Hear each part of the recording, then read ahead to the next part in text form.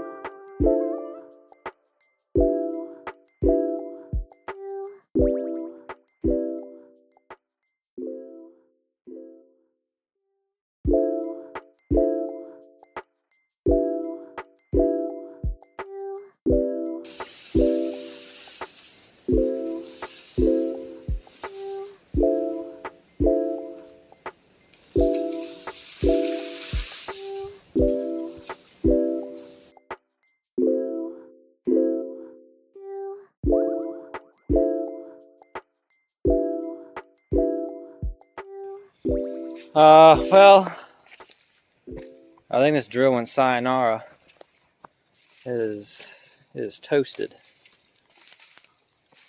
So yeah, luckily I thought in advance, you know. I got a new drill coming on Amazon here soon. I mean, keep saying drill. Saw. Got a new saw coming on Amazon.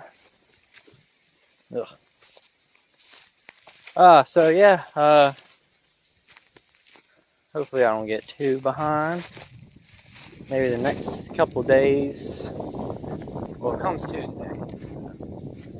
Maybe the next day or two, I don't know, go fruit exploring. And, you know, can show you all around and get some native fruits, you know.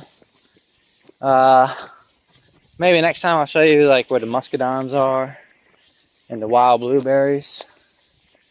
Thing is, I don't think wild blueberries really produce unless they're in the sun. So I got a couple wild blueberries that I haven't been cutting down over there. And yeah, so I'll be keeping those. And also, I guess I'll just end it on this. This is a mulberry tree. I already showed y'all once, but I didn't really get a good, you know, a good, whatever it's called, a good view on it last time. So, yep.